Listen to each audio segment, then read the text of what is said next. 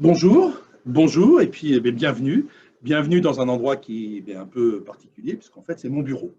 On aurait dû se retrouver tous ensemble à la Maison de la Poésie pour traditionnelle rentrée littéraire, et en fait, on le fait grâce à Zoom. Je voulais d'abord vous remercier parce que vous êtes très nombreux à avoir répondu à notre invitation. Il y a 250 inscrits, ce qui, pour nous, fait chaud au cœur. On a fait 2 séances. On a fait une séance hier soir. On en fait une ce matin. Deux moments parce qu'effectivement, il fallait essayer de vous faciliter au maximum le visionnage de ce moment en fonction de vos emplois du temps.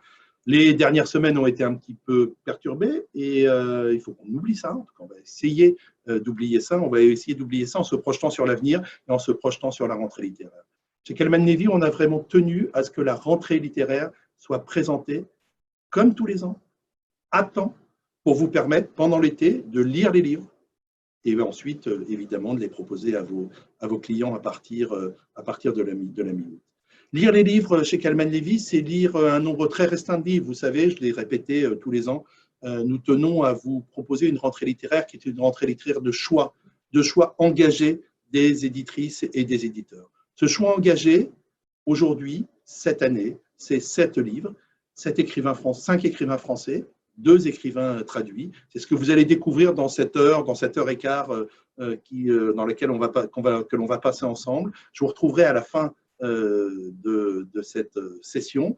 Et nous avons demandé à Marie-Madeleine Ricopoulos, qui est parmi nous, voilà, qui est ici. Vous voyez les miracles de la technique. Vous voyez, voilà, bonjour.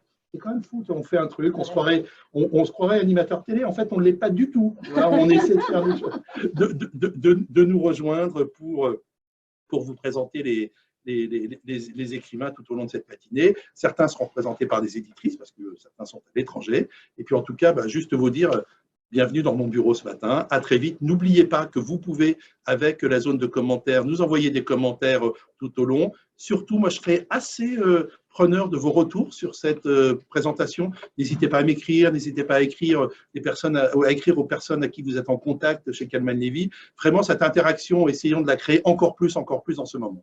Bon, bonne matinée, à très vite. Et Marie-Madeleine, je te laisse avec nos amis. Bien sûr, et tu me laisses surtout avec Cécile Pivot qui va me rejoindre tout de suite. Bonjour à tous. C'est un plaisir chaque année de présenter une rentrée et d'avoir la primeur de l'interview. C'est un exercice qui n'est pas forcément facile parce que c'est la première fois que vous allez poser des mots, on va dire, de vive voix, oui, là où vous avez écrit seul entre vous, le papier et la plume. Cécile Pivot, votre nouveau roman s'intitule Les Lettres d'Esther. Voilà. Donc, comme son titre ne le cache pas, il s'agit d'un roman épistolaire. Oui. Un roman épistolaire où on va partir à la rencontre de 6 personnages.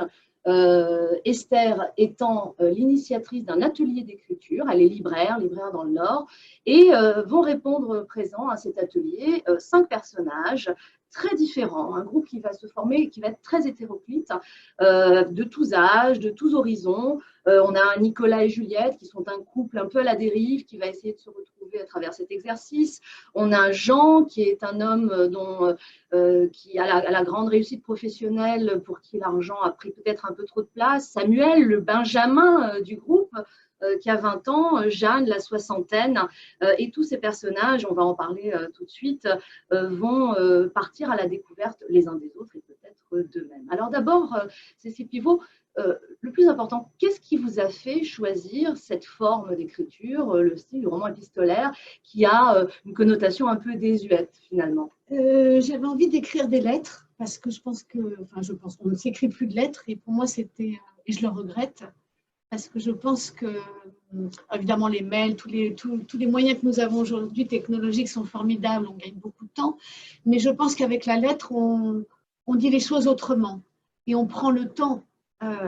On écrit une lettre, on prend un stylo, on prend une feuille, après on envoie sa lettre, on attend la réponse du destinataire, donc on n'est pas maître du tout de ce temps-là.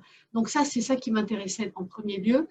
Et puis aussi, c'est pour moi tout aussi important, c'est des mots qu'on pose sur une feuille de papier qui, à mon avis, ne sont pas les mêmes que ceux qu'on jette quand on écrit un mail ou quand on se parle au téléphone. Ce ne sont pas les mêmes mots, et c'est une autre façon, je pense, de dire les choses, donc de penser les choses. C'est tout ça qui m'intéressait. Alors justement, un exemple peut-être assez fort, assez caractéristique dans ce petit groupe, je parlais d'un couple, Nicolas et Juliette. Nicolas et Juliette, je parlais d'un couple un peu à la dérive, mais parce qu'évidemment, il y a des raisons importantes à ça. Pour eux, ça va être fondamental cet échange. Et ce temps que vous évoquiez de l'écriture, de l'attente de la lettre, va jouer un rôle fondamental dans leur couple. Oui, Nicolas et Juliette, elle est boulangère, lui, il est chef étoilé. Et c'est un couple qui s'aime toujours, vraiment, ça j'y tenais, mais qui n'arrive plus à communiquer. Juliette a fait une dépression postnatale, c'est un sujet aussi qui me tenait à cœur.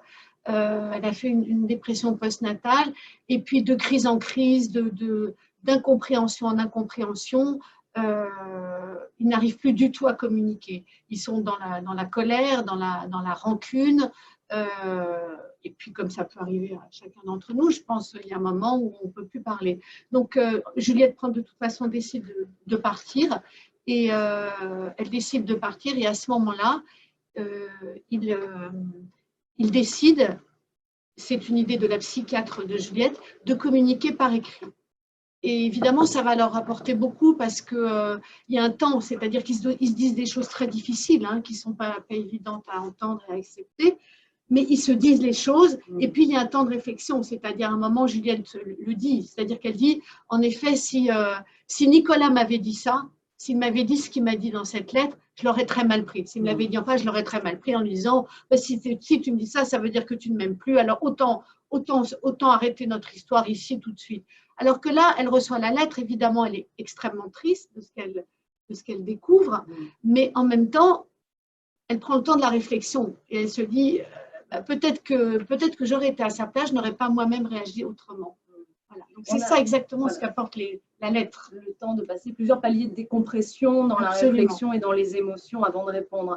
Alors, donc il y a ce couple-là, mais comme la mission pour chacun d'entre eux, c'est d'écrire à 2 destinataires, voilà, il y a… alors Nicolas va communiquer avec Jean, par exemple, pareil, 2 univers très très différents, mais j'aimerais qu'on s'arrête 2 minutes sur Samuel. Samuel qui a 20 ans, qui est le Benjamin du groupe, oui. Et pour qui c'est doublement étrange parce qu'en plus, c'est très loin de lui, c'est-à-dire que lui, il n'a pas connu du tout l'écriture manuscrite. Non, absolument. Alors, Samuel, c'est un jeune homme qui est déscolarisé, et il y a un moment où sa mère, qui est infirmière, lui dit bon, écoute, tu te trouves une activité où tu vas travailler au supermarché du coin, mais ça suffit. Donc Samuel tombe sur cette annonce, voilà. Donc il participe à cet atelier d'écriture en se disant bon, au moins je ne suis pas obligée d'aller au rendez-vous, ça c'est une correspondance, je vais faire ça, voilà, un peu par-dessus l'épaule. Et puis en fait, il se prend assez vite au jeu.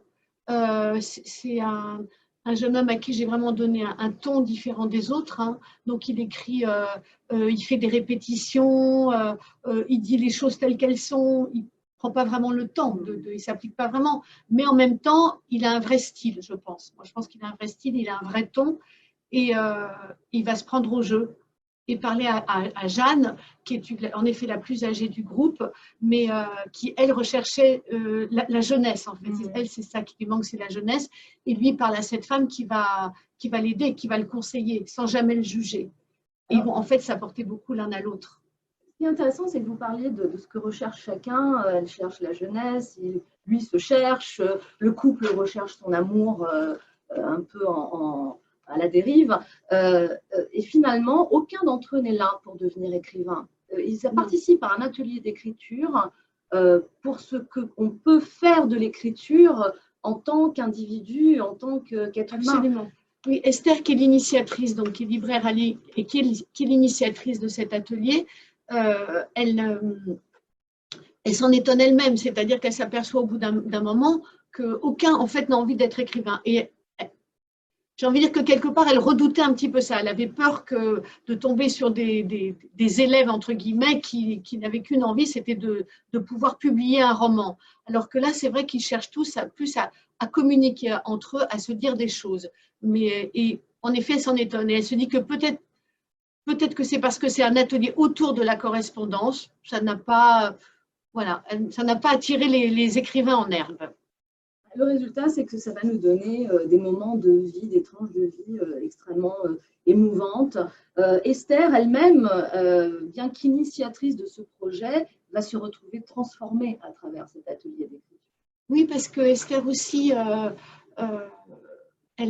comment dire, elle fait ça un petit peu au départ, je pense, pour rendre un hommage à son père. Je vous laisserai découvrir pourquoi. La correspondance lui manque parce qu'elle entretenait en effet une correspondance depuis très longtemps avec son père. Son père n'est plus, donc elle décide vraiment d'initier cet atelier d'écriture parce qu'elle a besoin, elle aussi, d'écrire. Mais, pardon, je ne sais plus la question. Non, je disais qu'elle va se retrouver transformée à travers Absolument, cette aventure. elle va se retrouver transformée comme les autres. Pour d'autres, chacun a ses raisons, mais parce qu'elle va rencontrer, voilà, elle va faire une rencontre qui va être très importante dans sa vie par la suite. Et puis, elle va, elle aussi, elle est en colère. C'est une femme qui est en colère. Et Jean va l'aider à passer cette colère, en fait. Voilà, en lui disant que… Et cette colère et cette culpabilité. Voilà, il y a beaucoup de culpabilité dans mon roman. Et il va l'aider. Ils vont s'aider les uns les autres, vraiment. Alors, il y a, comment dirais-je, il y a le rapport épistolaire, il y a le rapport chacun à son passé, à des casseroles que chacun d'entre eux traîne, ils en ont tous. Jeanne, on l'a présentée un peu comme étant la sagesse et celle qui recherche la jeunesse. Elle a elle aussi un passé difficile. Oui, elle a un passé difficile. Elle a elle a perdu son mari et puis elle a une fille qui est loin d'elle, qui vit loin et qui ne lui donne plus de nouvelles. Et elle ne sait pas pourquoi. Voilà. Et moi, je voulais vraiment laisser cette question en suspens parce que je pense que ce sont des choses qui peuvent arriver dans la vie et quelqu'un qu'on a, voilà, son enfant qu'on a évidemment aimé plus que tout au monde et qui peu à peu s'éloigne et on ne sait pas pourquoi. Et c'est terrible à vivre, en fait, c'est abominable à vivre. Donc, il y avait, voilà, je voulais vraiment oui, Jeanne est une femme blessée, une mère blessée. Et pas amère. Pas amère, pas du tout, pas amère, et pas amère parce qu'un jour, c'est elle qui décide en fait, de couper les ponts. C'est elle qui décide ça. Et c'est une femme qui est très engagée, qui se bat pour les animaux, voilà, qui a elle-même des animaux, qui se bat contre les élevages en batterie, contre beaucoup de traditions aussi où on sacrifie les animaux. Et c'est aussi une femme qui se bat pour les paysages, voilà, qui se bat contre les zones industrielles, les zones commerciales, qui sème la France. Il y a aussi un travail, vous évoquiez le style de Samuel tout à l'heure, il y a un travail sur l'écriture de chacun. Oui. Chacun a son identité propre épistolaire. Et puis, il y a des défis qui sont lancés par Esther, absolument, qui vont aussi, à travers la contrainte, leur permettre de développer leur style. Oui, absolument. C'est-à-dire que Esther, évidemment, il fallait aussi qu'elle ait leur prof quand même. Donc, il fallait qu'elle ait un rôle à jouer. Donc, une fois qu'ils ont lié connaissance, tous, ils ne se rencontrent qu'une fois au début. Hein. Ils se rencontrent une fois à Paris et après, ils ne se reverront plus, en tout cas tous ensemble. En effet, il y a un moment où elle leur propose des exercices. Donc, il y a un dialogue, il y a un monologue, il y a une projection. Voilà, exactement. Voilà, une projection 10 ans plus tard. Donc, il y a tout ça qui leur apporte aussi beaucoup, bien sûr. Et il y en a qui se révèlent évidemment très doués dans le monologue, d'autres très doués dans la conversation, donc, et où ils se dévoilent aussi beaucoup en fait. Quand ils sont même dans la fiction, où ils inventent des personnages à travers ces exercices, ils disent beaucoup d'eux-mêmes. Oui, comme tous les écrivains. Exactement. C'est un livre tendre, c'est un livre lumineux et qui donne envie d'écrire, en fait, mais d'écrire des lettres aux gens qu'on aime. Cécile, merci beaucoup pour les lettres d'Esther. Juste un commentaire d'une de nos libraires en direct, Véronique, qui nous dit « J'ai presque terminé le roman de Cécile Pivot. Merci pour ce beau texte très fort, je me régale. » Merci Véronique. Merci Véronique. Voilà, qui est encourageant. Et je vais demander tout de suite, merci Cécile, je vais demander à l'éditrice Tiffany Gassouk de me rejoindre pour changer totalement d'univers. Puisque nous allons partir aux États-Unis, et bien pas seulement, à la rencontre d'une écrivaine assez extraordinaire dont c'est le deuxième roman que vous publiez. Elle s'appelle, alors en bon français, Yagazi. Elle nous pardonnera pour la prononciation. Voilà, Sublime Royaume est le titre de ce nouveau roman pour lequel vous êtes passionnée, Tiffany. Et avant de parler du roman en lui-même, est-ce que vous pourriez nous resituer Yagazi dans le paysage littéraire américain et peut-être français aussi? Bien sûr, je pense qu'un certain nombre d'entre vous se souviennent de No Home, paru chez nous en 2017, qui a connu un très beau succès. Il a vraiment été formidablement soutenu par vous, libraires, mais également par la presse. On a eu des articles merveilleux à la sortie. Un an plus tard, il a gagné le prix des lecteurs du livre de poche. Donc voilà, pour un premier roman traduit, on a vraiment, à mon avis, marqué les esprits et les cœurs. C'était un livre très ambitieux puisqu'à 27 ans, elle dépeignait une fresque sur 3 siècles du peuple ghanéen et on faisait des sauts de génération en génération pour suivre le sort de son peuple. Roman très ambitieux et elle revient peu d'années plus tard, ce qui est réjouissant quand les auteurs voilà, qu'on aime se remettent à l'écriture rapidement. Et elle revient voilà, avec une barre assez haute, puisque le second roman, quand on a eu un tel succès à l'international, et puis elle s'est vraiment fait un nom aussi sur la scène littéraire américaine très forte dès le départ. Donc elle revient là avec un livre plus intimiste, puisqu'il ne se concentre que sur une famille et non pas sur tout un sérail, mais il est très fort. Alors, c'est l'histoire de Gifty, Gifty, donc, qui est américaine d'origine ghanéenne, mais elle est née aux États-Unis, c'est important aussi de le dire. Sa famille est arrivée aux États-Unis avec un premier enfant, Nana, comme beaucoup de gens, pour un meilleur avenir pour leur fils. Et puis, comme souvent, les grands rêves comme ça d'un meilleur avenir se retrouvent, sinon piétinés, du moins déçus. Et puis, il va y avoir un drame familial. Le livre commence avec Gifty, qui est devenue chercheuse en neurologie. Elle est jeune, elle est brillante. Elle a fait le choix de la science et elle va récupérer sa mère chez elle. Sa mère souffre d'une grave dépression. Et elle va se retrouver confrontée à la fois à cette mère dépressive, mais aussi au passé qu'elle va invoquer par sa présence dans la maison. Et là, quelle réflexion va apporter cette confrontation? De nombreuses réflexions, parce que pour notre héroïne, Gifty, qui s'est vraiment reconstruit un avenir pour s'ancrer dans ce pays, mais aussi pour s'émanciper en tant que femme noire dans ce pays. Elle a choisi la voie académique, elle est brillante, elle a choisi la voie scientifique qui s'oppose absolument à l'univers dans lequel elle a grandi, régi par la religion de sa mère, notamment, qui a épousé l'école évangéliste de manière assez fanatique, on peut le dire. Elle passe ses journées à prier, à lire la Bible. Donc voilà, notre Gifty a baigné là-dedans. S'en est complètement extraite grâce à sa passion pour la neurologie. Elle passe ses journées avec ses petites souris de laboratoire et effectivement, cette mère qui débarque dans sa vie du jour au lendemain la replonge dans son passé et lui fait revisiter des moments tendres, mais aussi beaucoup de moments douloureux grâce à des petites vignettes. En fait, on fait constamment des allers-retours dans ce roman, ce qui est très agréable à la lecture. Elle nous balade, il y a Agassi ici, pour explorer cette famille et pour essayer de nous donner des clés pour qu'on comprenne pourquoi cette cellule familiale a explosé et pourquoi on en arrive à ce huis clos mère-fille alors qu'ils étaient 4 au départ. Pourquoi il n'y a plus que 2 femmes qui restent et pourquoi l'une d'entre elles est dans un état si désastreux. 2 femmes qui ont une immense difficulté à communiquer et pas seulement à cause de la dépression de la mère, d'une certaine façon, c'est aussi parce que la construction de leur relation, on va le découvrir au fur et à mesure, c'est faite aussi sur un terrain sablonneux.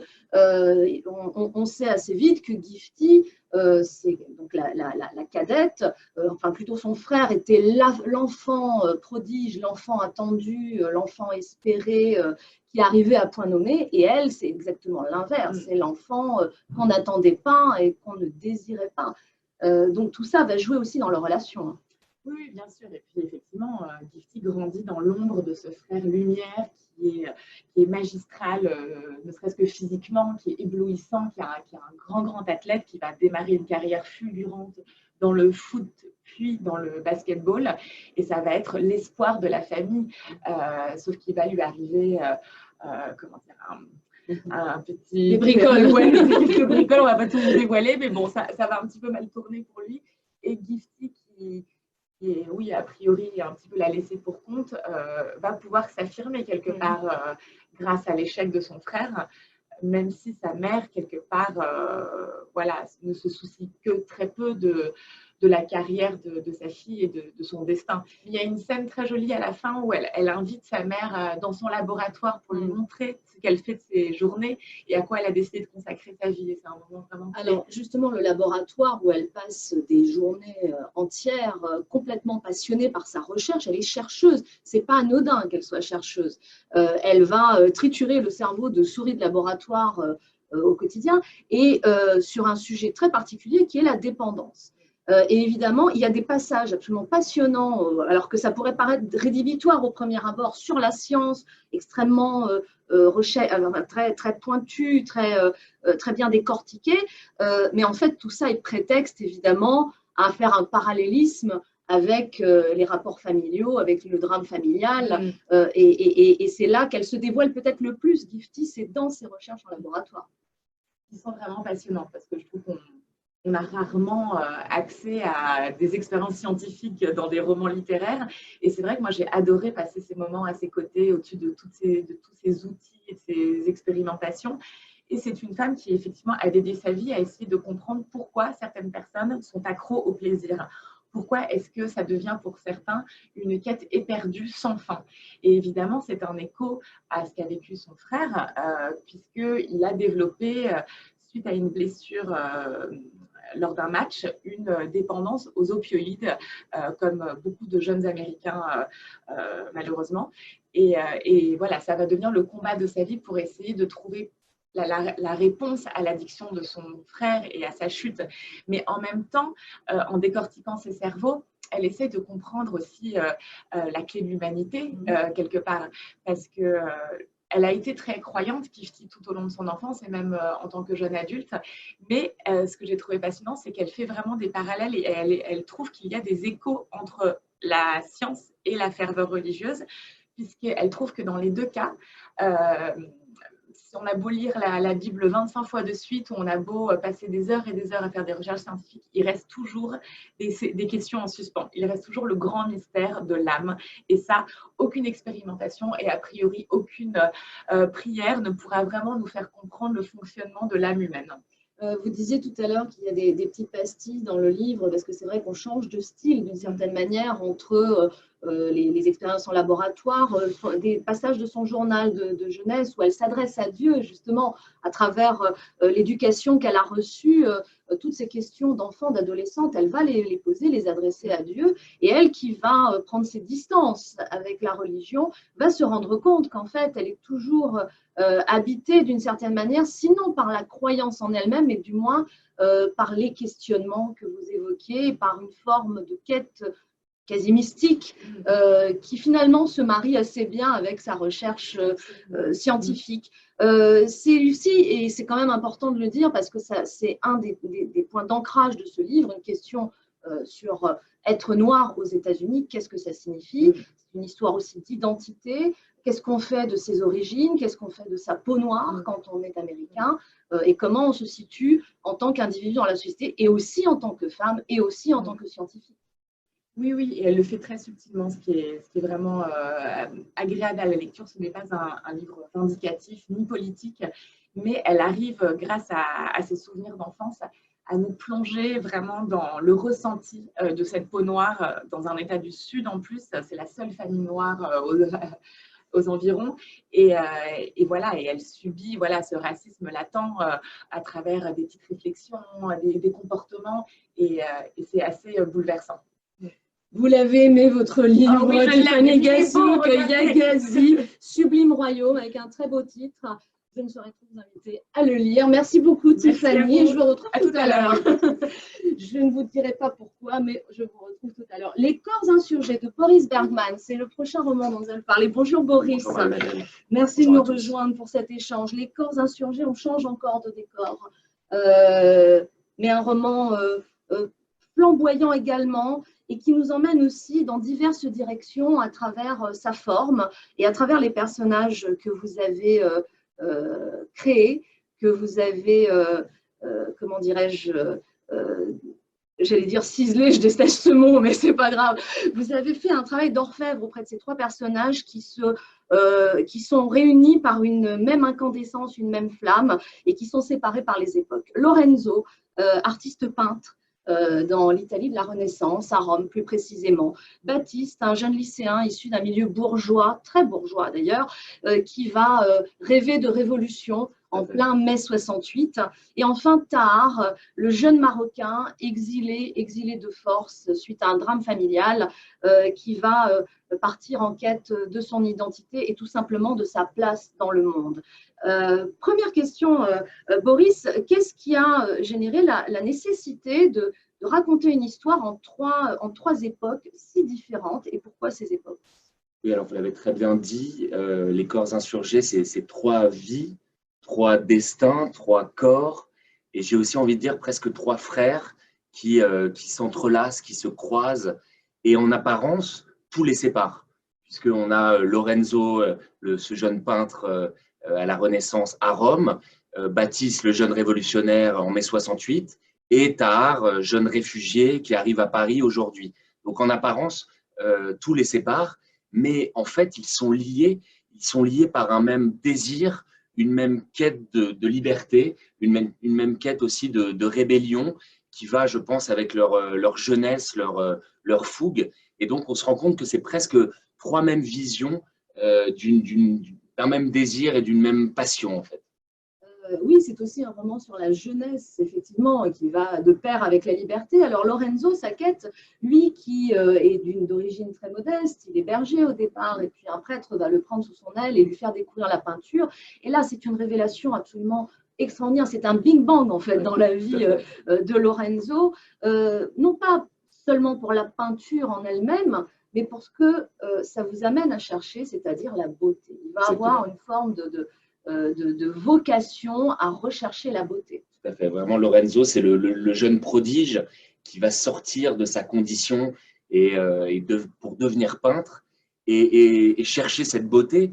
Mais ce n'est pas seulement une traque abstraite, il va aussi vraiment découvrir la peinture, j'ai presque envie de dire charnellement, c'est-à-dire toucher les couleurs, toucher la toile. C'est la première scène d'ailleurs, la découverte de la toile avec sa main. Donc ça va être une découverte par tous les sens, par le regard évidemment, et puis il va tomber dans la peinture et surtout partir en quête de ce beau. Il va arriver à Rome, qui est peut-être l'une des plus belles villes au monde, et chercher partout où est-ce qu'il peut trouver cette beauté pour la reproduire sur la toile. Alors vous parlez de charnel, et du coup, avant de parler des autres personnages, il faut qu'on parle de la manière dont vous avez articulé ce roman. Les entrées sont à chaque fois celles d'un membre du corps, c'est-à-dire d'un organe, pardon. Ça peut être les yeux, c'est les seins, c'est les épaules, c'est les cuisses. Ça n'est pas un gadget ou un effet de style, il y a une raison particulière à ça. Donc, il y a 21 chapitres qui vont de la main jusqu'à l'âme, en passant par le cœur, le regard. Et c'est vrai que chaque partie du corps, chaque chapitre représenté par une partie du corps, incarne un moment dans ses destins, dans ses quêtes, dans ses recherches, un tournant, un virage. Et par exemple, la partie du sein, c'est l'origine, c'est l'enfance, c'est le sein de la mère, etc. Et donc, chaque partie du corps incarne une facette de ces trois destinées liées. Alors, justement, Baptiste, j'en disais tout à l'heure, lycéen, issu d'un milieu bourgeois. Il y a quelque chose à la fois de naïf, mais en même temps d'extrêmement sincère dans son désir de révolution.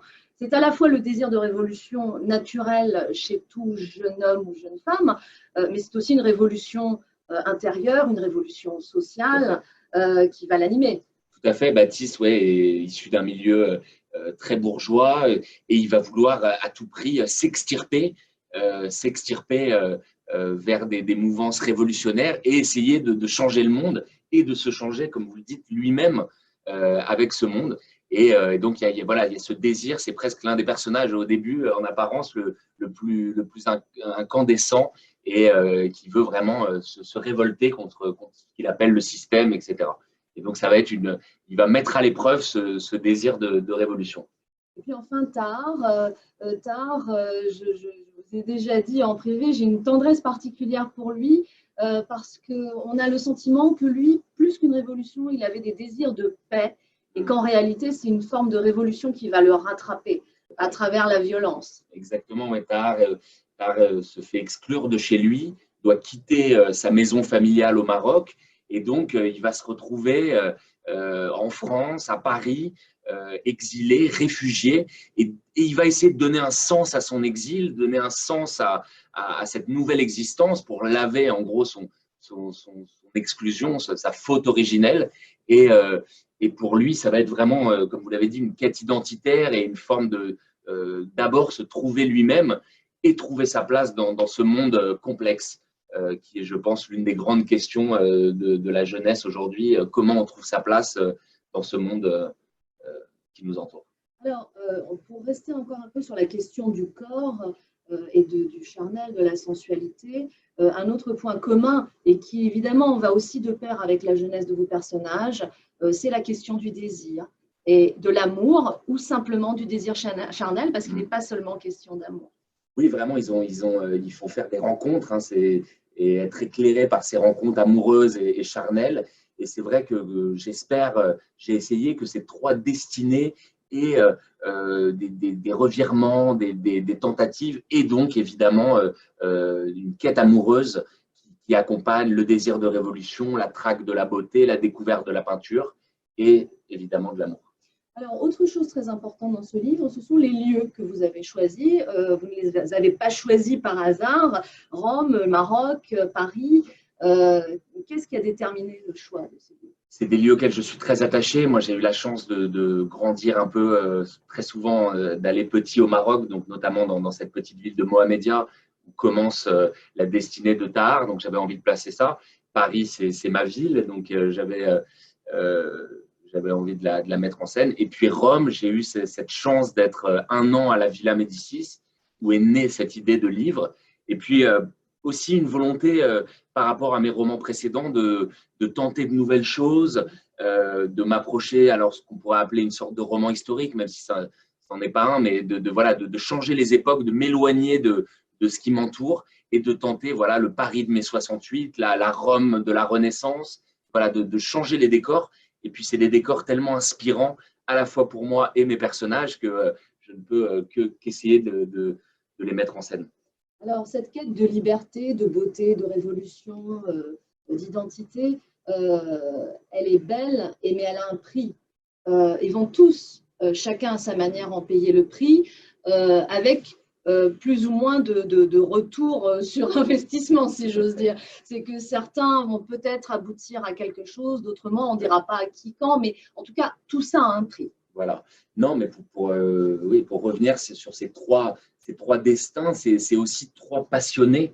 Et parfois, je les appelle mes trois flammes, parce qu'ils brûlent. Ils brûlent, l'un pour la beauté, l'autre pour la révolution, le troisième pour trouver sa place.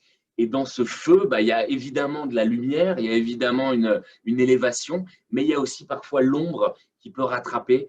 Et donc, ils oscillent en permanence entre lumière et obscurité. Donc, c'est c'est vraiment des destinées qui, je l'espère, sont toutes proches d'un renversement et d'un retournement de situation et donc d'une quête.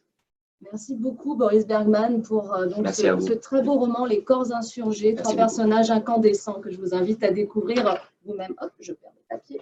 Et je vais tout de suite demander à Olivier Weber de me rejoindre. Olivier Weber, dont le nouveau roman s'intitule, bonjour Olivier, bonjour. Le nouveau roman s'intitule L'arrière-pays. Voilà, je vous le montre. L'arrière-pays, un roman qui va nous emmener de la montagne jusqu'au littoral, sur fond d'intrigues quasi policières, hein, on peut le dire, mais qui dit beaucoup plus que ce qu'on en comprend en apparence, puisqu'il est question d'environnement, il est question d'identité aussi, d'identité sociale. Nous partons à la découverte de Jonathan. Jonathan est un jeune berger qui vit donc dans cet arrière-pays que vous connaissez bien, Olivier Weber. Nous allons en dire quelques mots dans un instant. C'est un berger un peu spécial, un berger poète, un berger qui a fait des études et qui aime la poésie et qui semble mener une vie paisible jusqu'au jour où on découvre dans un glacier, comme cela arrive semble-t-il parfois, la montagne rend Rance est mort. On retrouve un garçon qui s'appelait Guillaume, qui était Guillaume Lacoste, alpiniste réputé, que l'on savait disparu et dont il semblait au départ que c'était un accident, sauf que les choses sont un petit peu plus compliquées puisque la mort, on le sait très vite, n'est pas accidentelle et elle cache derrière une intrigue assez terrible. Oui, l'intrigue, elle est policière, comme vous le disiez, et puis aussi écologique. Parce qu'en fait, Jonathan, mon héros, qui est ce jeune berger dont vous parliez, va retrouver ce corps, en fait, qui parle, comme vous le disiez, il est recraché par le glacier, ça arrive donc avec le réchauffement climatique, et ce corps va parler, ce jeune Guillaume, qui est un très grand alpiniste, très connu, réputé dans le monde entier, etc. Il était en même temps militant écologique et il luttait, en fait, contre la déforestation, mais surtout contre la pollution, qui est un scandale connu d'ailleurs sur la côte. Mon pays imaginaire, c'est la RPI, on peut penser que c'est la RPI niçois, et la côte avec un grand C, c'est la Côte d'Azur, mais je ne voulais pas nommer ces deux lieux. Et ce sont deux espaces à la fois en hostilité, en conflit et en symbiose, parce que l'un a besoin de l'autre, la RPI de la Côte d'Azur, la richesse économique évidemment de la région, et la Côte d'Azur a besoin de la RPI de Jonathan, parce que c'est un peu son réservoir et son faire valeur et son symbole. Et donc Jonathan va descendre avec sa petite amie Léna, qui est une jeune juriste d'une ONG qui travaille contre la pollution de la côte, avec un grand C. Et bien, ils vont descendre sur la côte, et là, ils vont enquêter sur ce qui s'est passé avec ce corps de Guillaume, le grand alpiniste donc, qui a disparu, mais qui parle quand même, parce qu'on retrouve des papiers dans ce glacier, donc avec à côté du corps dans la crevasse. Et donc voilà, c'est à la fois un roman d'apprentissage et puis une histoire d'amour évidemment entre Léna, l'héroïne, et puis Jonathan, le berger qui descend sur la côte. Mais en même temps, on est confronté à des milieux assez hostiles pour Jonathan, parce qu'on ne descend pas de ces montagnes comme ça innocemment. Et donc, il va découvrir le milieu bourgeois, pour faire court, de Léna, puisque c'est la fille d'un homme d'affaires très corrompu. Alors, ils vont enquêter. Cette enquête, elle va aussi se transformer en découverte de leur propre identité. Ils vont être confrontés à leurs limites, ils vont être confrontés à leurs faiblesses, et ils vont aussi prendre énormément de risques, parce que le grand risque, quand on met le doigt dans un engrenage comme celui-là, c'est de se faire soi-même dévorer. On ne participe pas à un système impunément. Oui, absolument. Donc, c'est trois personnages. Il y a un troisième qui est en fait l'ami d'enfance de Jonathan, du berger, qui s'appelle Marco, donc qui devient, c'est le surdoué de la vallée, qui devient un courtier réputé donc qui lui s'appelle Le Rocher, on peut penser évidemment que c'est Monaco. Et donc là, lui, Marco, il n'a aucun souci, aucun état d'âme, il y va, il fonce, il a une Porsche, etc., il vit très bien. Et il dit à Jonathan le berger, mais il faut que tu fasses comme moi, viens dans ces tours, enrichis-toi, etc. Et Jonathan garde un peu, non pas une naïveté, mais une sorte de candeur ou de pudeur par rapport à la terre. C'est presque tellurique, son ancrage dans la terre en tant qu'ancien berger. Et donc, il y a une remise en question, effectivement, de ces trois personnages, et puis du disparu Guillaume, hein, qui parle quand même, quelque part, c'est un des personnages du roman. Et surtout, comme vous le disiez, il y a des confrontations et des remises en question quasiment quotidiennes. Et il y a l'enquête policière, mais en même temps, ce scandale qui existe vraiment, en fait, c'est un scandale, en deux mots, vous en avez peut-être entendu parler, c'est le scandale des Baux Rouges, où il y a une usine d'aluminium qui existe véritablement dans le sud de la France, qui pollue par une sorte de tunnel sous-marin, donc la Méditerranée. Ce sont des millions de tonnes qui ont été déversées de métaux rares, donc très polluants dans la Méditerranée. Et eux, donc Jonathan, mon héros, et sa petite amie, l'héroïne du livre, Léna, vont s'attaquer à cela. Et ce n'est pas innocent pour eux, évidemment, parce qu'il y a les remises en question personnelles, y compris dans l'amour, mais aussi dans le rapport au monde, le monde réel, y compris la corruption sur la côte avec un grand C. Il est question évidemment du pouvoir corrupteur de l'argent. Il est question aussi de la construction d'un couple sur un terrain difficile comme celui-là. C'est-à-dire que c'est un couple qui s'aime et qui en même temps n'a pas complètement trouvé chacun son identité. Donc, quelque part, il peine aussi à se trouver à mi-chemin. Et puis, ce personnage, Marco, vous disiez que c'est l'enfant de la vallée qui a réussi, etc. Il est intéressant parce qu'il est tout en nuances, c'est-à-dire qu'il est entre deux mondes, littéralement.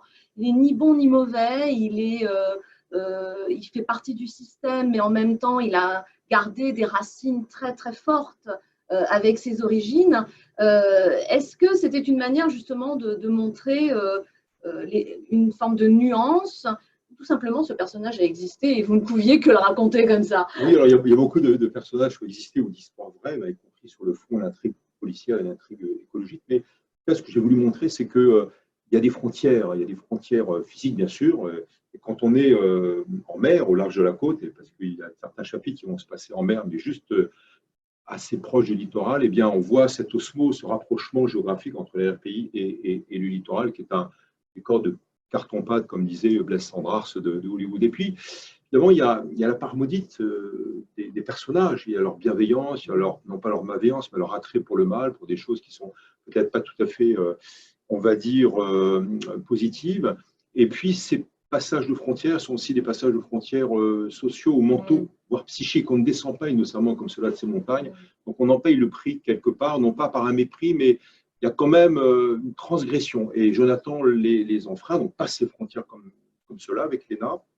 Mais en même temps, les personnages évoluent côte à côte et d'un sens contraire, je dirais, parce que Léna, ce sont des remises en question sociales et familiales extrêmement fortes. Donc, c'est une histoire d'amour, je dirais, qui n'est pas compliquée, mais qui est source d'enrichissement pour l'un et pour l'autre, mais qui ne se fait pas sans mal. Jonathan, je disais qu'il est berger.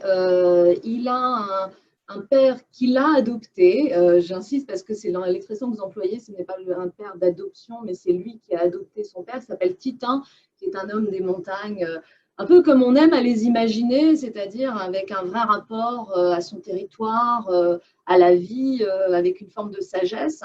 Puis il y a un bienfaiteur, certain docteur Pétru, un docteur Pétru qui va regarder Jonathan avec une grande bienveillance, en tout cas tant qu'il est dans l'arrière-pays.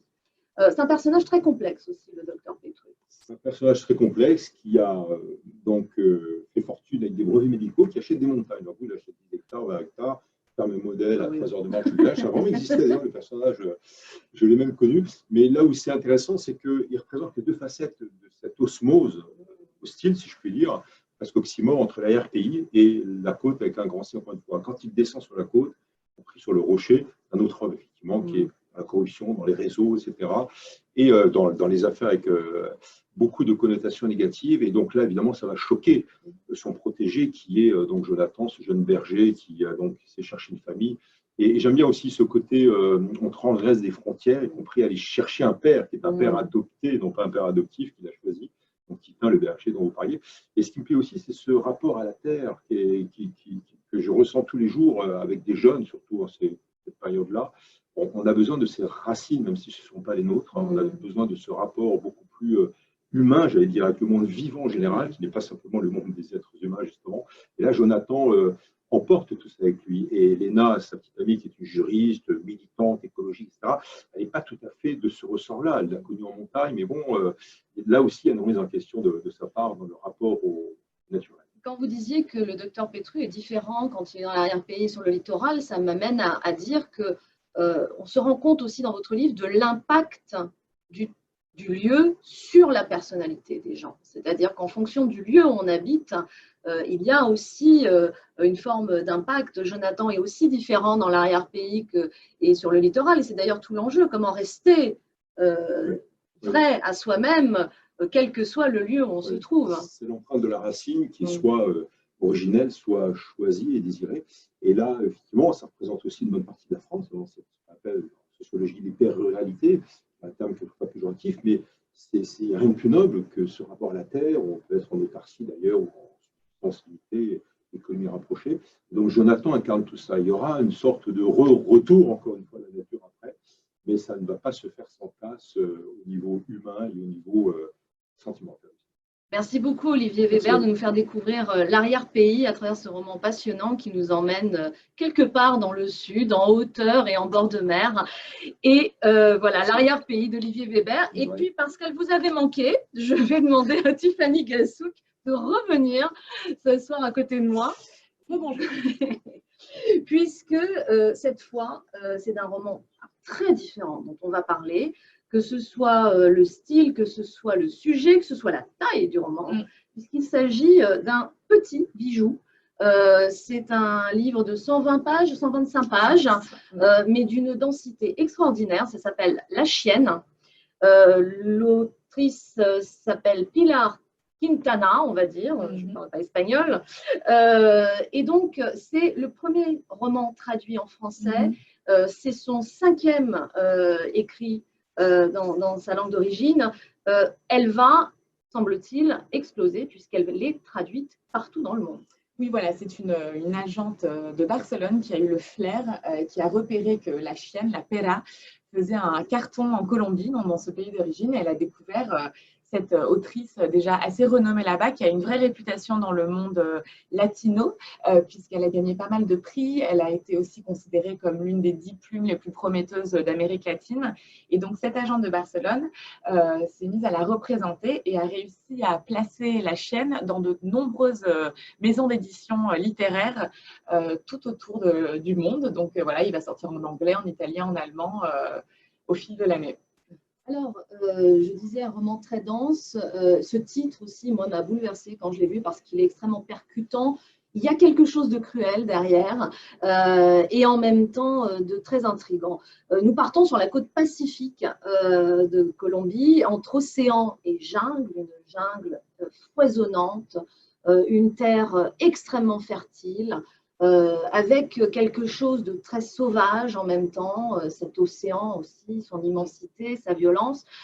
Et au cœur de ce décor, une femme, Damaris, une femme toute simple, femme de pêcheur, dont le grand drame de sa vie est de n'avoir jamais réussi à devenir mère.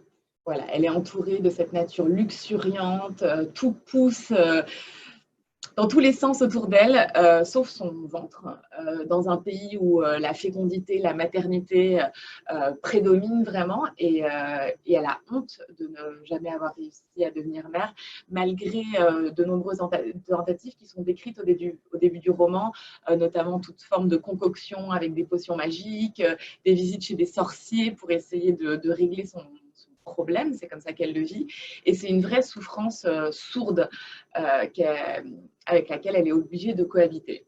Elle cohabite aussi avec un mari qui, tout en n'étant pas quelqu'un de fondamentalement mauvais, est assez brutal, assez brut, on va dire. Ça n'arrange pas les choses. Il y a une grande solitude chez cette femme. Elle est aussi habitée par le poids d'un passé et d'une forme de culpabilité très forte. Et donc, les culpabilités se superposent. Et au tout début du roman, pour en arriver au titre de ce livre, elle va faire quelque chose qui n'était pas forcément naturel ou dans l'ordre des choses. Elle va adopter un chiot, précisément une petite femelle. Oui, auprès d'une voisine. Alors, il faut savoir qu'elle vit dans une espèce de cabanon de fortune avec son mari pêcheur et qu'il y a déjà un certain nombre de chiens bâtards qui dorment par terre, qui sont bourrés de puces et qui sont très maltraités par le mari de Damaris. Et elle, quand elle adopte cet animal, elle décide qu'il aura un sort différent. Donc déjà, elle le blottit contre sa poitrine, elle le cajole, elle passe ses journées à le cajoler. C'est le seul animal qui a le droit de rentrer dans la cabane, ce qui enrage son mari d'ailleurs. Et puis elle va, par exemple, ça symboliquement, c'est assez fort dans un contexte où ils sont si démunis, elle va systématiquement lui donner les meilleurs morceaux de chaque plat qu'elle cuisine. Elle va vraiment dorloter cet animal et bon, évidemment, vous l'aurez compris, c'est un transfert évident de son amour maternel qui était confiné et qui peut enfin s'exprimer grâce à cet animal. Alors évidemment, cet amour va grandir, le chien aussi va grandir et va devenir la chienne. Et tout se passera assez bien jusqu'au moment où ça se passera plus bien. Cette chienne va commettre une trahison, tout d'abord parce qu'elle va partir. Elle va partir et elle va revenir. Et là, les choses vont vraiment s'envenimer. Oui, il va y avoir pas trop en dire. Non, il va y avoir une vraie descente aux enfers. C'est un livre féroce. Moi, j'ai adoré la brutalité qui est mise en scène. On le referme en étant vraiment étourdi. On se prend une claque exceptionnelle dans ce livre et moi, je trouve que ça fait du bien de temps en temps. Et c'est vrai que voilà, cet animal va disparaître, va s'évader et ça va être le début de la fin pour Damaris qui va se sentir évidemment trahi et qui va plonger dans une souffrance sans fin puisque voilà, il va y avoir d'autres rebondissements qui ne vont qu'accélérer la perte de cette femme Et voilà, donc ce n'est pas forcément une lecture joyeuse. Moi, j'aime bien le surnommer mon absolute darling latino parce que je trouve qu'on a, bon, alors, dans des contextes évidemment très différents, on a cette même capacité avec une écriture assez simple et une vraie économie de mots à générer une brutalité qui est étonnante. Oui, et puis, encore une fois, je parlais tout à l'heure du passé d'Amaris. Ça aussi, c'est très important parce que ça rajoute en intensité, ça exacerbe les émotions, cette culpabilité qui l'assaille de toutes parts et qui finalement va la pousser aux portes de la folie. C'est-à-dire que cette femme a le sentiment d'avoir tout faux du début à la fin.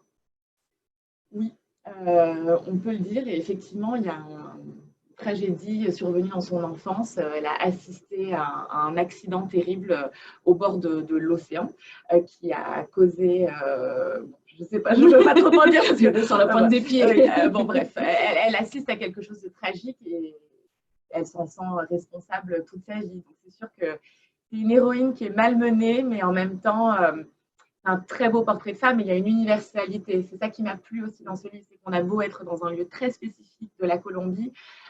Donc, bon, c'est un voyage en soi, on est vraiment plongé et puis la nature est vraiment présente. Donc, il y a un côté très exotique qui est passionnant, mais en même temps, on est dans l'intime, dans la souffrance de cette femme, et ça, je pense que ça résonne en nous, d'où qu'on soit. Un détail, on a échangé avec la traductrice qui a fait d'ailleurs un travail formidable de ce livre, Laurence Debril, qui vit en Colombie et qui a rencontré Pilar Quintana et qui nous disait qu'elle connaît cette côte pacifique, que c'est un endroit très particulier. On n'y va pas en promenade, hein, donc c'est aussi important parce qu'elle nous a permis un petit peu de contextualiser cette intrigue dans un lieu. On parlait de lieux sauvages, c'est vraiment sauvage. Oui, c'est très hostile comme terre et c'est aussi, a fortiori, l'endroit où la population la plus démunie habite. Donc, on est vraiment dans des conditions de vie qui sont très, très dures, à devoir lutter constamment contre les orages, les attaques de fourmis géantes, cet océan déchaîné. Enfin, vous parlez d'attaques de fourmis géantes, il y a une scène comme ça, c'est très impressionnant, hein, où en fait, ça traverse. C'est vraiment terrifiant. Bon, on ne vous en dit pas plus parce que le livre ne fait que 125 pages et ce serait vraiment du gâchis de vous empêcher de découvrir tous ces moments du moment. Mais on ne peut que vous dire que c'est décidément un livre extrêmement puissant malgré sa petite taille et que je sais que vous êtes très heureuse de la publier cette année. Tiffany Gassouk, merci beaucoup. Merci à vous. Et cette fois-ci, je vous libère pour récupérer une autre éditrice que j'aime beaucoup, qui est Lisa Liotto, et qui va venir se faire la porte-parole d'une écrivaine qui, je pense, est très aimée des libraires. C'est les échos que j'en ai en tout cas. La grâce et les ténèbres d'Anne Scott. Lisa Liotto, je parlais à Tiffany du fait d'être une éditrice heureuse, je crois que c'est aussi votre cas. Anne Scott rejoint Kalman Levy et c'est son premier roman depuis 3 ans. Absolument. Anne Scott avait publié il y a 3 ans, en 2017, un roman qui s'appelait Cortex, dont vous vous souvenez sans doute.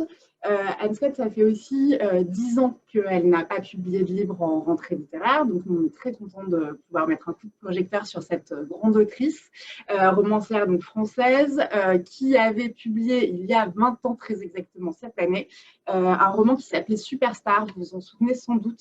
C'est un roman qui avait fait grand bruit, dont moi je me souviens particulièrement parce que j'étais encore adolescente et j'étais complètement tombée sous le charme de ce roman qui avait été présenté comme un manifeste de la génération techno de la fin des années 90 et comme le premier roman pop français qui avait sacré Anne Scott comme une autrice culte. Et donc Anne, depuis, a écrit plusieurs autres romans, puisque La grâce et les ténèbres est son 8e roman, et qu'elle a changé, comme on va le voir, pas mal de thématiques, mais elle a gardé vraiment cette capacité et ce talent à se saisir de la pulsation d'une époque, de ses fantasmes, de ses obsessions, de ses terreurs aussi, comme on va en parler, mais en gardant vraiment cette capacité à nous immerger complètement dans un monde au fil de ces personnages et des dilemmes de ces personnages. Alors, les personnages, nous allons partir à la rencontre d'abord d'un jeune homme et de sa famille. Chris est un jeune homme qui vit dans un immense appartement dans lequel il s'est retrouvé un peu par hasard, un appartement qui fait plus de 300 mètres carrés, dans lequel il n'occupe qu'un tout petit espace parce que finalement c'est trop pour lui. Il vit beaucoup la nuit, il est passionné de musique, il rêve de composer, mais il est aussi habité par énormément, vous parlez d'obsessions, hein, d'énormément d'obsessions. Et pour cause, 3 femmes dans sa vie, sa mère, Colette, climatologue, qui a été photographe, une femme extrêmement intelligente et dynamique, qui écrit des livres. Sa sœur Claire, qui est grand reporter, et donc qui est amenée à voyager sur des territoires très dangereux. Et c'est également le cas de son autre sœur, Cass, qui a les photographes de guerre, qui a un peu repris le flambeau de photographe de la mer. Et Chris, quelque part, à travers les échanges qu'il a avec ces 3 femmes, qu'il aime énormément, hein, qu'il admire aussi, on peut dire, va chercher sa place, à la fois dans la famille, à la fois dans le monde, et en même temps se chercher tout simplement lui-même. C'est bien ça? Exactement. Chris, c'est vraiment un jeune trentenaire urbain qui vit donc dans ce grand appartement quasiment vide, qui passe ses journées, surtout ses nuits, à composer de la musique dont il est fou, à essayer de composer son premier album et à se poser effectivement plein de questions sur le sens à donner à l'existence et à la vie dans un monde contemporain en proie à beaucoup de violence. Et il est très inspiré par ces 3 personnages de femmes extrêmement forts, que sont donc sa mère et ses 2 sœurs, qui posent vraiment la question de l'engagement, puisqu'elles sont toutes effectivement face par leur métier et par leur combat personnel à différentes formes de violence et de danger qu'on va vivre d'ailleurs avec elles vraiment très fortement et en vivant la crainte que Chris peut avoir de les perdre et de les voir mises en danger. Et donc c'est à la fois au détour de ces nuits passées sur Internet, etc., à composer de la musique, et parce qu'il est fasciné et s'interroge, et interrogé en tout cas par l'engagement de sa mère et de ses sœurs, qu'il va à un moment se retrouver, en tout cas découvrir un groupe d'anonymes qui luttent sur Internet et notamment sur les réseaux sociaux et sur Twitter en particulier, contre le terrorisme, un des fléaux évidemment de notre époque, et qu'il va prendre complètement fait et cause pour cette lutte et se retrouver embarqué lui aussi dans cette cybersurveillance très particulière, qui est un aspect sans doute de ces questions qui traversent beaucoup de littérature de ces dernières années, un aspect qui est rarement exploré. Alors, la cybersurveillance, il l'a fait à travers un groupe qui s'appelle Katiba de Narvalo, qui existe vraiment. Et c'est important de le dire parce que tout en étant un roman extrêmement littéraire, c'est aussi extrêmement documenté.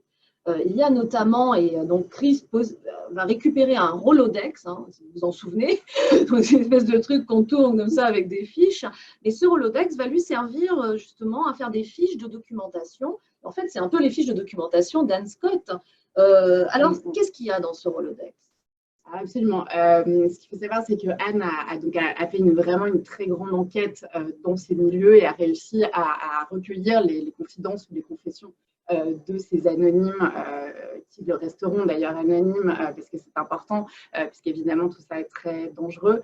Elle a recueilli leurs confidences pour un matériau totalement inédit sur cette cybersurveillance, et elle a voulu vraiment placer dans son roman la documentation assez folle qu'elle avait trouvée, et le roman alterne dans une forme très singulière entre des chapitres de narration où on suit Chris, sa mère, ses sœurs en particulier, et des chapitres effectivement qui sont issus de cette documentation et qui sont à la fois donc la façon dont la Katiba de Narvalo mène sa lutte et leur technique, leur stratégie, etc., pour lutter, notamment sur Twitter, contre la propagande terroriste, mais à la fois des documents issus notamment des modes d'emploi pour les journalistes, notamment pour les femmes journalistes quand elles se rendent dans les terrains en proie à la violence ou au terrorisme, et donne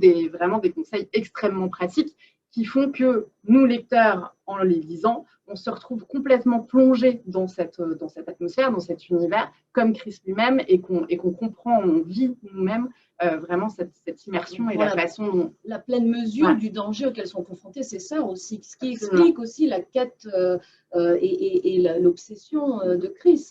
Mais aussi, alors c'est l'inquiétude qu'il a pour ses sœurs, mais c'est aussi le sentiment peut-être de ne pas être lui à la hauteur.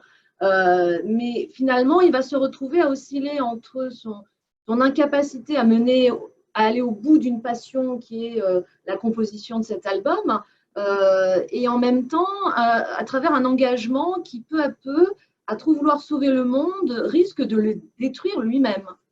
C'est exactement la question qui parcourt ce roman et qui est une question qu'on peut tous évidemment être amenés à se poser à différents niveaux, mais là qui se pose donc sur cette question de l'engagement. Comment ne pas se laisser submerger et emporter dans cette lutte jusqu'à être obligé de s'éloigner de sa passion. Donc là, c'est le cas pour Chris, puisque ça l'éloigne de sa musique, ça lui prend tout son temps. Et puis, on imagine évidemment à quel point les images auxquelles il est soumis et toute la violence à laquelle il est obligé d'assister l'éloigne complètement de ses préoccupations et de sa passion. Et en même temps, la question se pose de ne pas trahir, évidemment, et de savoir comment lâcher et se préserver sans pour autant laisser gagner les ténèbres. C'est un roman que vous qualifieriez de désespéré ou au contraire, quelque part, avec une lueur d'espoir? Alors, bien sûr que c'est un sujet extrêmement difficile. On est dans une période, un monde en proie à des crises permanentes et on le sait bien puisque on sort, je l'espère, d'une crise complètement inédite qui nous a frappés ces derniers mois. C'est vraiment la force d'Anne Scott, hein, évidemment, de pouvoir nous raconter ce monde contemporain et, que je disais, saisir cet esprit, cette pulsation d'une époque à travers des dilemmes extrêmement intimes et intérieurs de ces personnages. En même temps, on retrouve dans ce livre une de ses thématiques favorites, qui est la musique, et qui permet dans le roman des formes d'échapper, puisque quand Chris fait de la musique, ça donne lieu à des pages magnifiques, vraiment extrêmement belle en termes d'écriture, en termes d'évocation, en termes de sensations. Et la musique est une échappée, mais aussi une échappatoire, évidemment, à toutes ces violences. Et le roman est parcouru aussi de scènes dans la nature où le climat a une extrême importance, puisqu'il rejoint aussi la problématique qui est représentée ou incarnée par la mère de Chris Colette, qui est climatologue. Les problématiques environnementales ont une très grande place aussi dans le texte, mais ça donne surtout lieu à des pages de description absolument formidables, notamment d'orages superbes, et on a des échappées, des éclaircies même, comme ça, qui font qu'à mon sens, ce roman n'est pas totalement désespéré.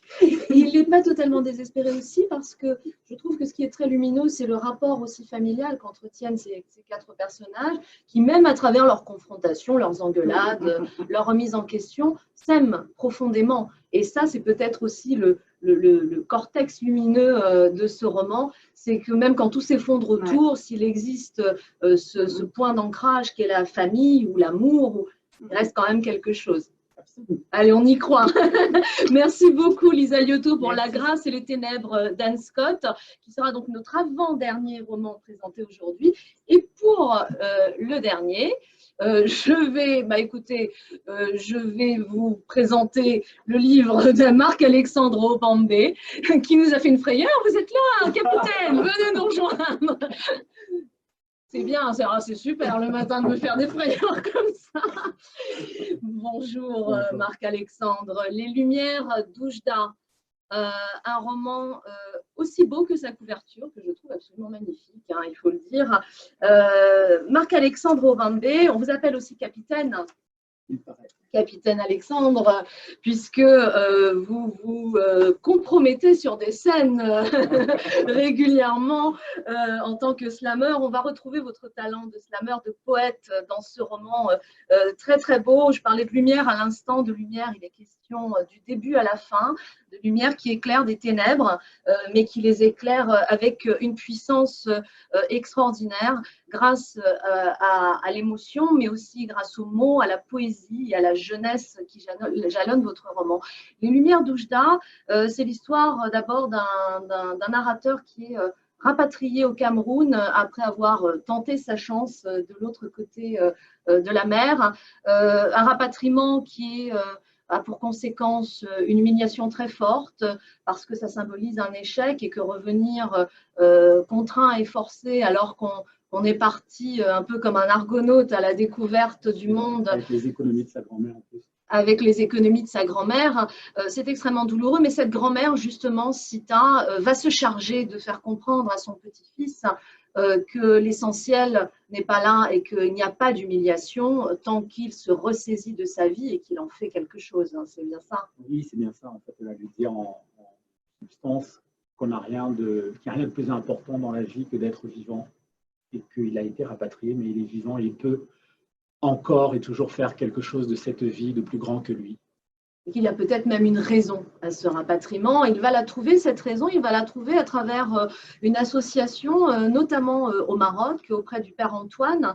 Le Père Antoine est cet homme qui va aider des jeunes qui veulent tenter la traversée ou qui l'ont tenté et se sont cognés contre un mur, si j'ose dire. Quelle est cette association? Et nous préciserons après quand même qui sont ces personnages, parce qu'en réalité, ils existent. Mais quelle est cette association? Alors, les personnages dont vous parlez, Père Antoine et cette église, rue d'Assila, l'église Saint-Louis d'Anjou existe vraiment au Maroc, à Oujda, et c'est des gens que j'ai rencontrés. Donc, ce qui fait de ce roman un roman documentaire aussi, à la croisée des genres journalistiques, parce que j'ai enquêté suite à des rencontres bouleversantes. J'ai questionné les raisons pour lesquelles on accueille, j'ai questionné les raisons pour lesquelles on part à un moment donné de chez soi, du monde connu. Et ce roman, en fait, finalement, apporte des bribes de réponses à ce que j'ai trouvé sur le chemin. Et quand il n'y a pas de réponse, il partage mes questions. Alors, c'est un roman, vous disiez documentaire, parce qu'en fait, il est lui-même fait de rencontres. Absolument. C'est une fresque aussi de personnages. Et je dis personnages tout en sachant que beaucoup d'entre eux ont réellement existé, parce qu'il me semble que dans la vraie vie, ils sont déjà des personnages, de par ce qu'ils racontent, de par leur histoire et de par la manière dont ils le racontent, parce que beaucoup sont poètes, parfois à leur corps défendant. À leur cœur défendant même. Mais oui, le livre d'ailleurs est né d'une de ces rencontres bouleversantes. La première, celle qui m'a donné envie d'écrire ce texte, qui rend hommage à des jeunes gens défiant les vents, prenant les routes et les mers du monde. Et ces jeunes gens-là s'incarnent en un gamin de 17 ans qui s'appelle Ibrahima, Ibra, que j'ai rencontré à Arles il y a quelques années lors d'un festival et qui rêvait de devenir écrivain, qui rêve de devenir écrivain et qui m'a confié ce rêve un soir pendant un festival comme il peut en exister un certain nombre en France. Et ce gamin m'a bouleversé. Il était venu me voir comme ça timidement pour me demander ce qu'était écrire pour moi.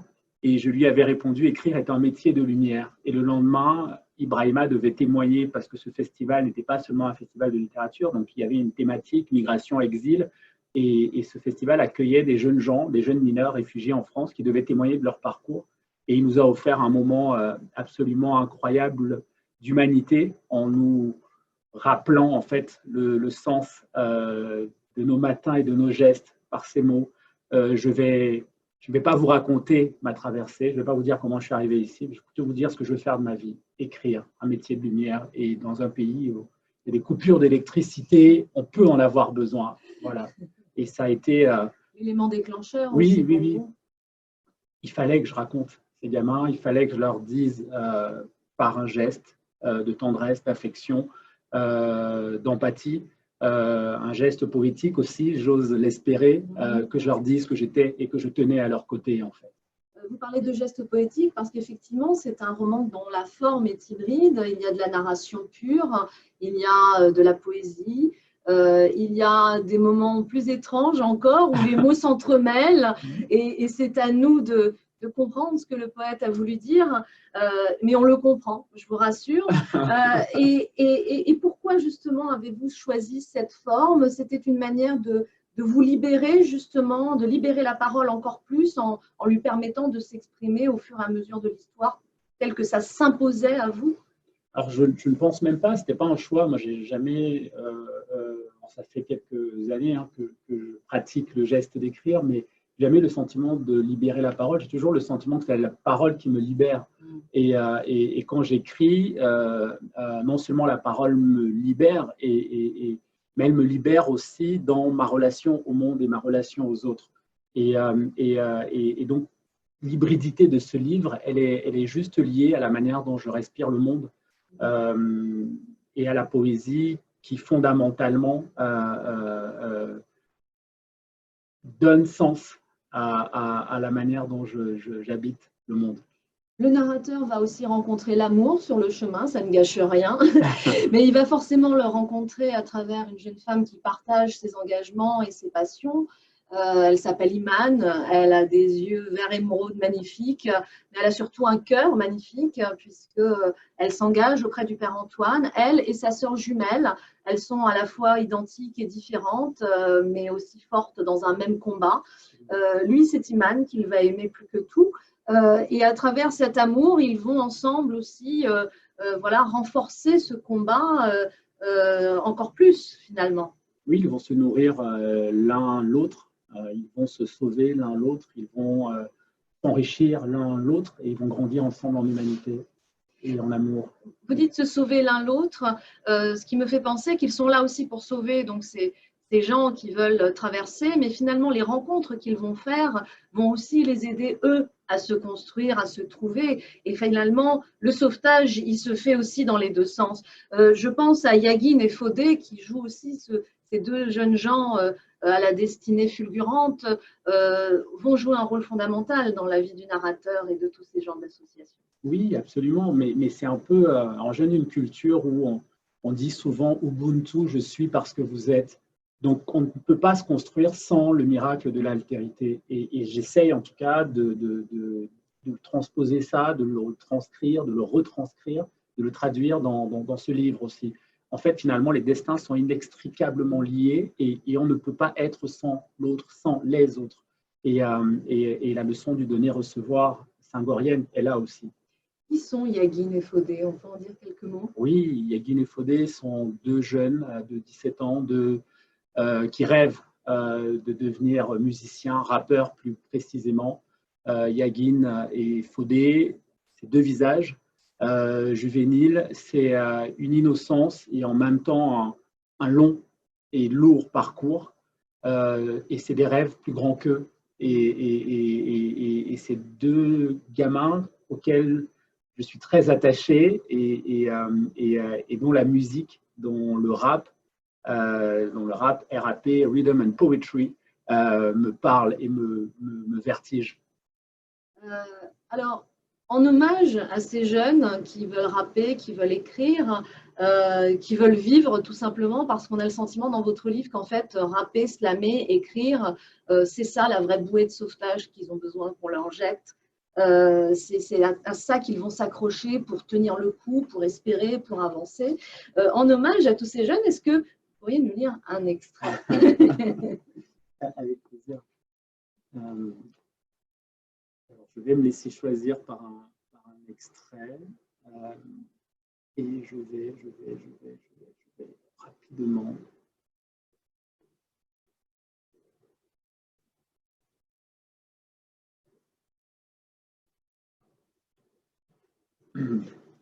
Puisqu'on a parlé d'Yagin et Fodé,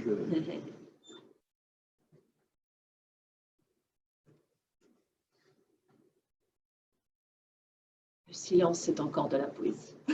Oui, absolument. Miles Davis disait que la musique La plus belle était le silence. Et moi, j'ai toujours cru en Miles Davis. Père Antoine a lu la lettre à voix haute, devant tous les pensionnaires de la maison, dans un silence assourdissant, absolument poignant. Debout, juste derrière moi, Iman, en larmes, à mon tour de prendre sa main dans la mienne, geste simple de tendresse d'un humain pour une autre, humaine, Iman. Je raccompagnais la jeune femme ce soir-là, elle était vraiment attachée à Yaghin et Fodé et aux autres jeunes aussi. Il donnait du sens à sa révolte et plus encore du sens à sa vie. Je me rendais compte à quel point nous nous ressemblions, je ne prenais pas de distance non plus avec mon travail associatif, il était engagement total. Sita avait raison, j'étais rentré vivant de mon exil européen. J'aurais pu en revenir les pieds devant ou ne jamais revenir d'ailleurs. Il y avait un sens à tout cela. Forcément, il ne pouvait en être autrement. Il y avait un sens à Douala et ici à Oujda encore plus. Bouleversé par les Fujis, je me faisais un devoir de témoigner. Témoigner de leur traversée, du courage, de leur désespoir, de leur force et de leur rage de vivre. Elle et il, Ulysse, moderne, résistant, résilient, magnifique, Iman, m'a invité à boire un thé. Elle ne voulait pas rester seule, avait besoin de parler, s'est penchée un peu. Je ne pouvais pas lui dire non. Alors je suis montée avec elle au premier étage de notre amour. Bonjour mon frère, comment va ta douleur? Ainsi commençait le texte de rap offert par Yaghin et Fodé lors de notre première rencontre. J'ai décidé de m'appuyer sur cette phrase pour commencer mes ateliers avec les Fujis. Merci beaucoup, Marc-Alexandre Ovambé, Les Lumières d'Oujda. Voilà, à vous de découvrir la poésie. Et c'était donc le dernier roman que nous vous présentions aujourd'hui. Lisez-les tous, ils sont tous plus beaux les uns que les autres. Merci beaucoup. Merci Marc-Alexandre. Philippe, un petit mot pour la fin. Mais juste merci beaucoup Marie-Madeleine de cette traversée, de ce moment qui était très agréable ce matin. Merci pour hier soir également. Merci à vous d'avoir suivi pendant cette heure, cette présentation un peu différente. Je pense qu'on était les premiers à vous présenter en direct, parce que oui, nous sommes en direct, cette présentation de rentrée littéraire. Bel été, plein de belles lectures. On va se retrouver en août et certainement avant. En tout cas, j'espère que vous avez compris nos engagements. J'espère que vous avez senti cette rentrée diversifiée, cette rentrée faite absolument d'engagement dans lequel on est pour le livre. Et continuons le combat. À très vite. Portez-vous bien et plein de belles lectures. À bientôt. Au revoir. Au revoir.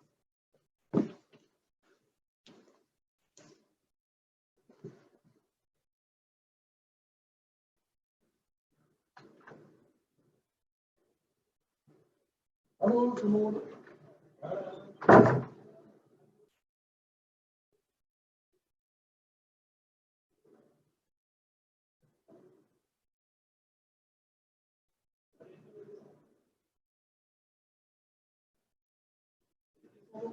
Les amis.